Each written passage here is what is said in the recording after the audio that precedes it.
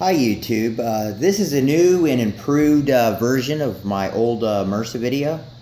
And also currently I have a MRSA infection, so this will be some great before shots. I didn't expect my last MRSA setup to work so well, so I didn't show you the infection before, but this time you'll be able to see that. It's right here. And back that up a little bit. Now, around the wound, that red is, I'm a little allergic to some Band-Aids, but that center spot is MRSA. Now, I went ahead and yesterday drove to the VA Medical Center, and they went ahead and did a swab of it, and I should have the results within a couple days. That way I know for sure it's MRSA, which I do know, but, you know, that way it's actually on paper. In my last video, you know, for media purposes and such, some people expressed some concern about a open bulb. So I went ahead and this setup, if you look right here, this ballast has a glass over that. And then it has this nice German fan, which is going to suck air through that filter, through there, and also it's going to expel the heat out here. And that bulb will just be warm to the touch. I've done some further research and found some better bulbs. If you look right here, this is a Hydrotherapy Blue, which is a new bulb produced by Hydrotherapy. I'm not a salesperson by them. I don't get any commission. I'm producing this. I'm not a paid salesman by anybody. I'm giving this away, patent free. But anyway, this is a 600 watt version of this bulb, but in there's 1,000 watt, but it's the same spectrograph. And if you look at the spectrograph right here, all that blue is between 400 and 480 nanometers from the dark end of that blue to the light end of that blue. And 400 is what you need. The previous 400 watt video I shot in my previous video only had about 1/3 as much blue, and then it had probably about the same ratio of red, but the red to blue on this is about equal. The red to blue on the other one was about 30%. The blue is about 30% of the red. So this is just the perfect bulb for what we're trying to use this for.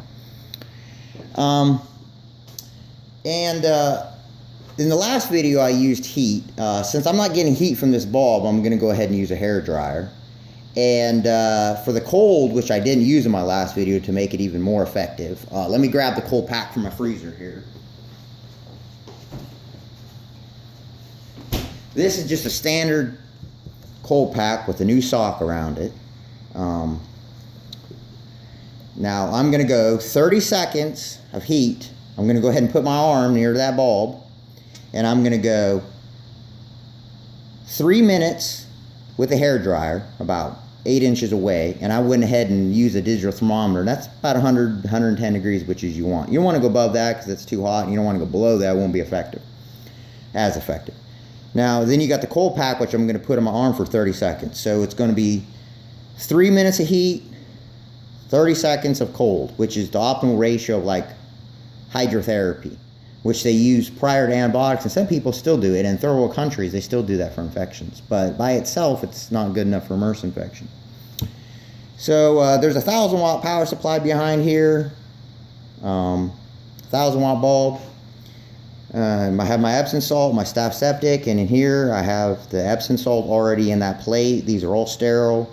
I have a dish right there. I have a knife right there, which is sterile. Okay, now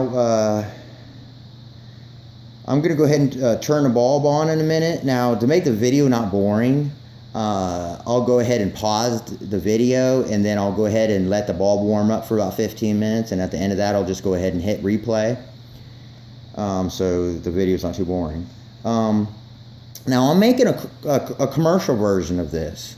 It's going to go ahead and it's going to have this ballast here, and then I'm going to build a chamber beneath this.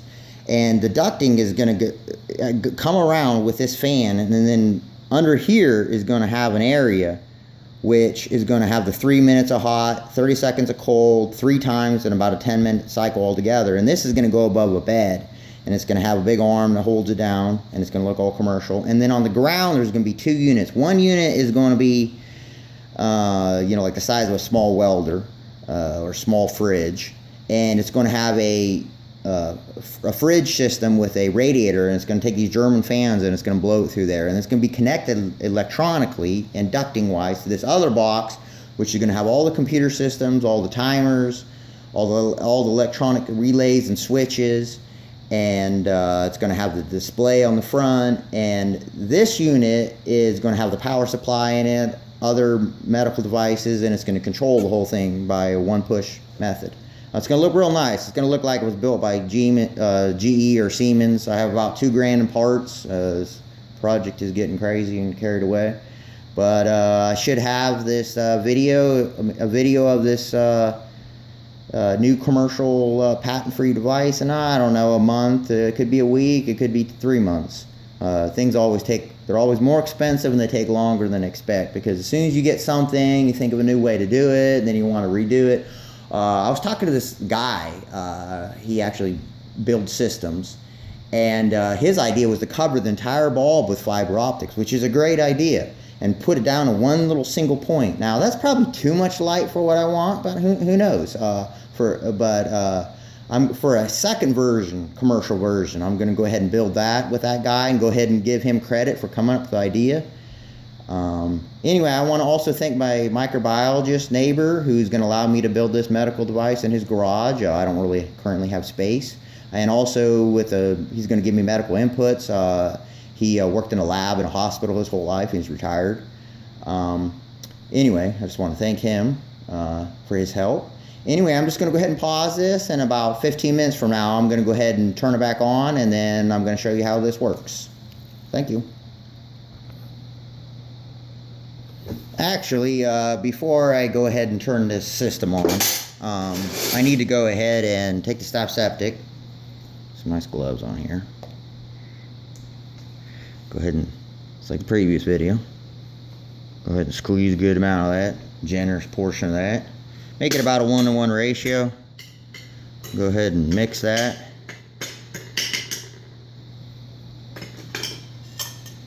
Go ahead and take that. Oh, sorry. You couldn't even see it. I went ahead and squeezed that into there. Go ahead and take that. Go ahead and put that on the wound there, guys and gals. Nice and generous. Okay, I'll go ahead and pause this again, and after this warms up for 15 minutes, we'll go ahead and turn it back on. Hi YouTube, I'm back here. It's been about 10 minutes, and as you can see, this bulb is super bright, 1000-watt bulb and power supply. You can't even see the background because my cell phone camera is adjusting. I'm not sure if I mentioned at the beginning of the video, but today's February 8, 2015. Sorry, I'm a little absent-minded, and my short-term memory ain't the best. Anyway, as I was saying before, so what you want to do is go ahead and put that Epsom salt mixed with that staph septic on your wound there.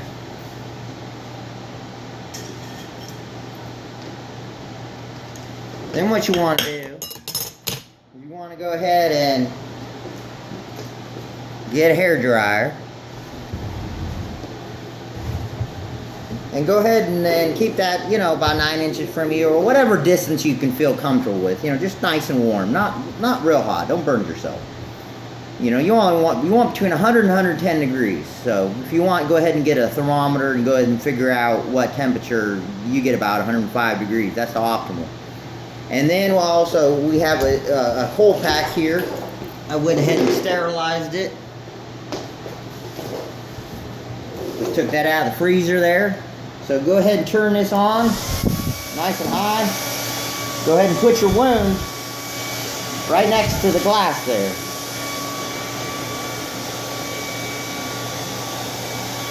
And go ahead and get your, go ahead and put this, I don't know, foot away, whatever you feel comfortable with. But you want that wound as close as you can. This actually, this hair dryer is not even necessary. There's enough heat radiating through here. That's not even necessary. So I'll go ahead and turn this up higher, because this is actually hot.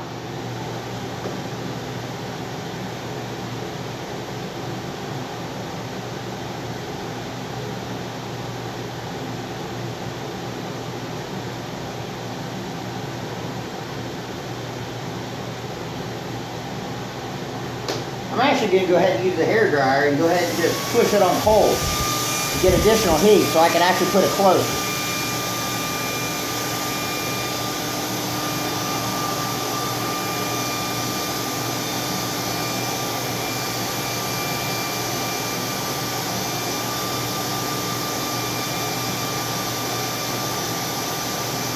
Now after about 3 minutes of this, you want to go ahead and get that cold pack. For 30 seconds, you want to put that on there like this. Cool your arm down too, feel good. And after 30 seconds, go back to that. Do 3 cycles, so it takes about 10 minutes altogether. That's it, YouTube, and I'll give you an update tomorrow on this, how this is healing, and hopefully it'll work. Thank you.